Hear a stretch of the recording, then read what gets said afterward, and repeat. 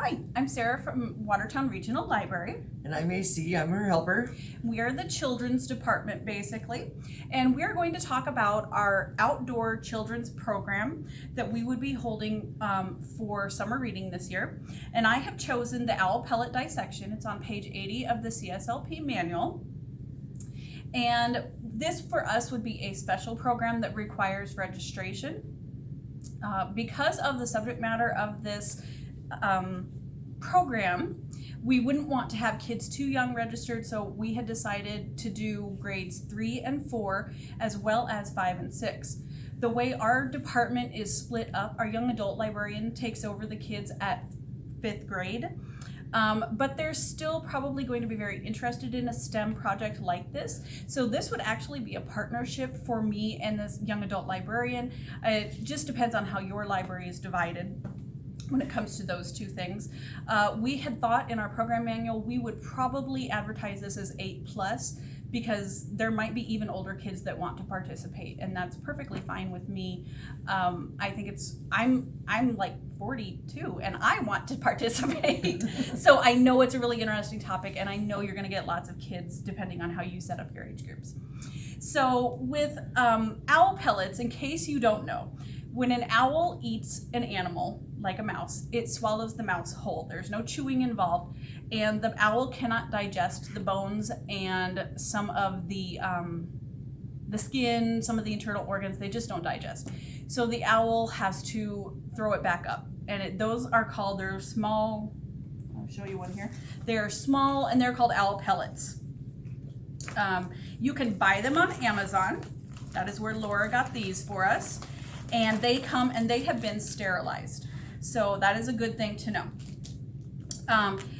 I would say that if you're going to do this, I would make sure that kids know that there's going to be pieces of an animal in here, because we don't want them to get into the project and then realize, oh my goodness, this thing's dead. So I would definitely start my program with a nonfiction about owls. This one might be a little low for what I'm aiming at.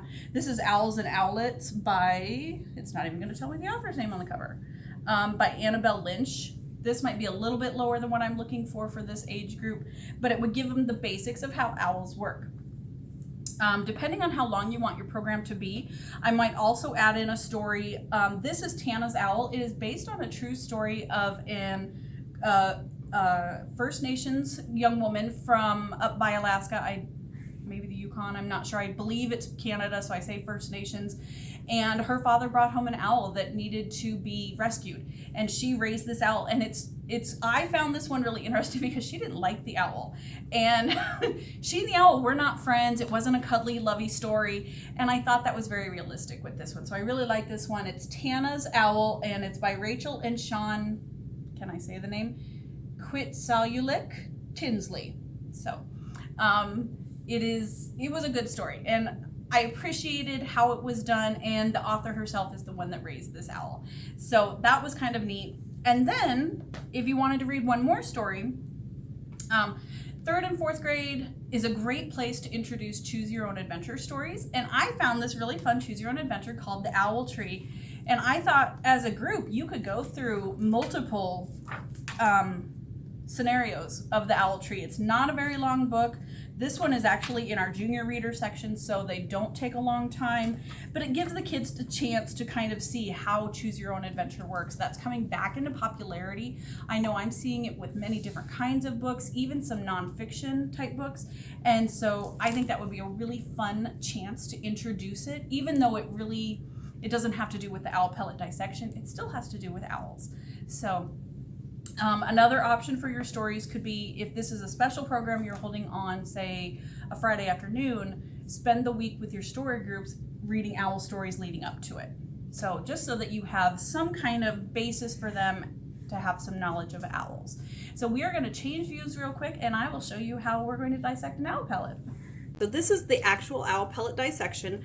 I wanted to show you, this came with the owl pellet, and it talks about the digestive process that results, actually I was going the wrong way, it goes clockwise, how we get that owl pellet. You can see him kind of spitting it right here. I hope you can see that. Kind of close. So that's something you could show to the kids. I don't know when you buy a packet of owl pellets if you'll get more than one of these, but it could be easily photocopied. So with this kit, you get, we'll set that there, you get your owl pellet, a magnifying glass, tweezers, and a pokey stick thing. I'm assuming this is going to be your safe way to kind of pull the pieces apart. Now with some kids, there's probably going to be a little bit of squeamishness, and I say kids, but it might even be mom and dad. Wash your hands after you touch that. We hear a lot of that. So I would probably also have gloves available for the ones that want it. I think gloves would make this kind of difficult, especially for those little hands, but I would make them available just in case. Now the teaching kit also comes with, this is a teaching guide that kind of gives you some step-by-step instructions. I'm not really too worried about following these exactly, but if you're a little less comfortable with this type of program, then you might want to follow them much more closely. And I did like this on the other side. It gives us some ideas of the things you might find in your owl pellet. The options are mole, vole, mouse, and bird. And I have to tell you guys, I have been I've had this kit in my hands for almost a week, and I've really wanted to dig into it because you can see sticking right out here is what appears to be a beak. And for some odd reason in my brain, it never occurred to me that an owl would eat a bird. So this is really exciting for me because I'm kind of a nerd, but kids like that. Kids get it. So I would start by unwrapping. I don't know if I mentioned it before, but the owl pellets are sterilized. The people that gather these and sell these have a way to sterilize them. I don't know exactly how much work goes into cleaning these up. I don't know what the process is exactly. I do know from what the manual says, it is possible to buy pellets that contain enough of a skeleton to reconstruct the animal. That is an adaptation for a teen or tween program. I did not look that closely on Amazon. I'm assuming if you want that guarantee, it's probably going to cost you a little bit more. So we can see the pellet here, and it's, you know, I can maybe the back of the head. I see the skull here, and I can see a few other bones. So we're just going to very carefully start kind of breaking it apart without hopefully breaking any of the bones. We don't want to break anything that's in here. Oh, yep, that's the top of the skull. I can see the nostrils. You might want to give the kids some inexpensive toothbrushes. That would help them clean this a little bit, kind of give them the feel like a paleontologist cleaning dinosaur bones on site. Let's see here. If you are doing this program in a place where you don't have running water, we're going to be doing it outside. There is a little tiny bone right there. If you're going to be doing it in a place where you don't have running water, you might want to offer hand sanitizer for their immediate use, but then I want to make sure there's nothing in here, but then go back, make sure they go inside and wash their hands before you send them on their way. I think there is a little bone there. I don't know if these are bones or maybe pieces of feathers. Oh, there's another one. And I would say, you know, tell the kids to be really, those are so tiny. So they're really going to need to look to see things like that. And, you know, some kids won't care if they get those little tiny bones. Some nerds like me are probably going to say, hey, I want to get every single bone that's in there and I want to see exactly what's in there. But honestly, I think they should get to have as much fun with this as they want. If you see someone starting to freak out, oh my gosh, there's something dead in here, I would maybe find a way to to step them away from the activity and maybe just go, like, continue with the book or something like that if you can. So I don't want to damage it, and I know that, like, for this one, a bird, they have hollow bones, and so I'm afraid if I'm too rough with it, I might damage it. I don't know if a mouse would be the same kind of I don't know if it would be any stronger bones, but like I feel like that bone right there is loose, and I don't want to damage the skull.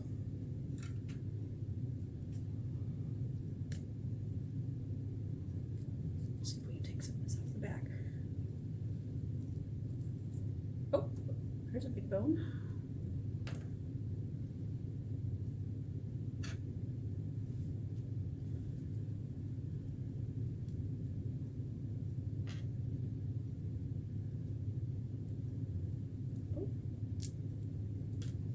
break? Okay. Maybe. I might have damaged it. I don't know. I don't know what that is. That looks like something else. I thought of a wishbone when I saw that one. Like one half of it. And there, I suppose an owl could eat more than one food a night, so it's possible there's more than one type of animal. I don't know.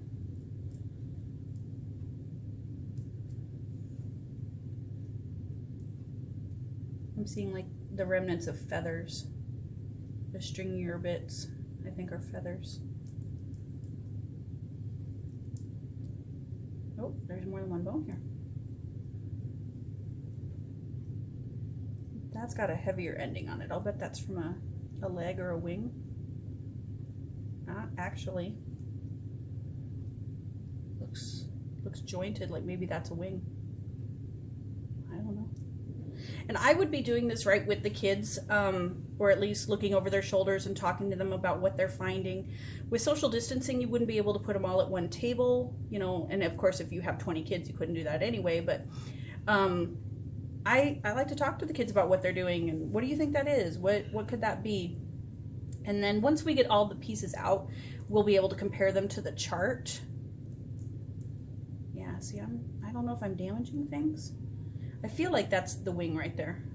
Looks like a wing. Don't you think? Yeah, it looks like a wing. Like maybe that's the shoulder joint? Yep. Yeah, so we'll just leave that there. I don't want to damage that any further. Yeah, there's some smaller stuff in here. It could be like the spines of feathers. Some of them look like they could be bones, but some of them look more like feathers. Yeah, I think you would just really have to pick through that. I'm kind of excited to get back to the skull. Let's see.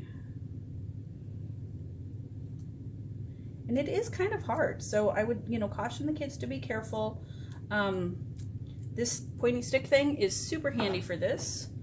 You might have to get into that. There's something in there, I think. Something hard in there. I don't know what it is though. Yeah, the toothbrush would be really handy right now. That might be vertebrae. See the shape of it? Yeah. That might be like pieces of the vertebrae. The spine, yeah. Oh yeah, looks exactly like Yep. like part of the spine. That's kind of cool. Is it flexible at all? It's not, but It- I don't know how flexible a bird's backbone is. But yeah, it looks like exactly like. Yeah. That's kind of cool. Yeah, and I suppose, like, I'm using my fingernails, but it looks like this tool could be used for scraping a little bit on the other side of the point. I don't know, I feel like I have more dexterity with my nails. So that's something interesting I would like to look at.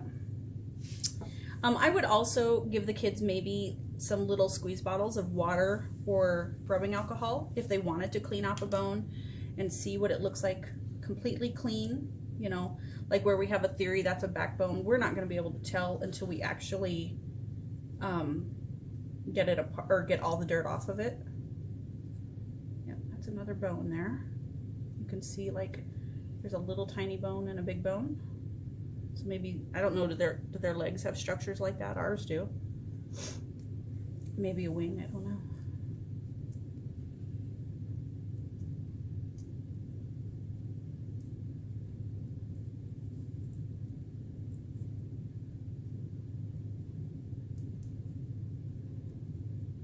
Yeah, I would definitely let the kids talk about what they're finding as they're finding it. Because I'm sure they would have more insights than we realize. You know, kind of like how we're puzzling out, oh, this must be part of a wing. You know, the kids are going to do the same thing and maybe more, so. Looks like another wing. That does look like, almost like it's attached.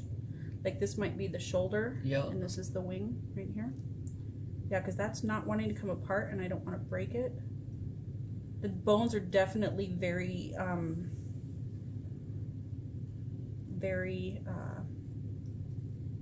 fragile. That's the word, which is typical. I mean, birds have hollow bones, so. Yeah, it's not, there's nothing gross in here. There's nothing wet. Oh, that might be a rib. We'll have to look on our chart once we get kind of all of our pieces out. I feel like this is separate, but it could be attached. That I think is separate. That looks like a rib bone. And I can see just in my pile of stuff down here, you know, like that's probably, it fell. Just the shape of it makes me think of a toenail, like a cat's toenail. I don't know what bird claws look like. It could be something.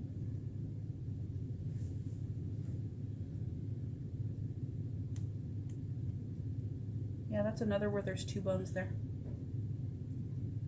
Yeah, I can feel it.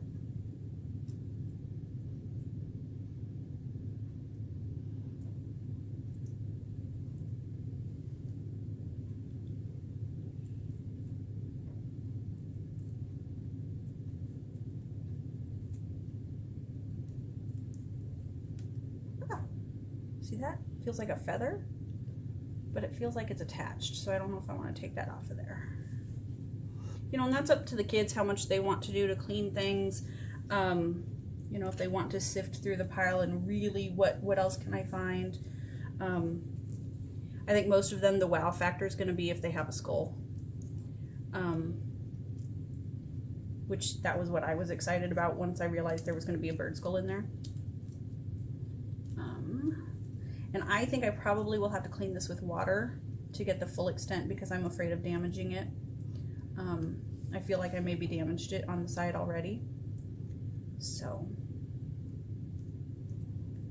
but anyway, so our last piece for this kit, like I said, you might want to give them some water to wash it in, but our last piece for us, if they wanted to inspect it closely, they can always use a magnifying glass, not a microscope, a magnifying glass like the one that comes with it, or I'm the type of person that kind of likes to keep my treasures. So I thought of, this is a bug viewing jar with a magnifying lid. And my thought was, it might be too small for my beak. I don't think it would be too small for, say, a mouse skull or a vole. That they can then take their dissected little insect, and you could tape it closed just to make sure, and then they could take it with them. And Mom doesn't have to worry about finding bird bones in her car. I know that some parents are going to be like, no way, throw that thing away.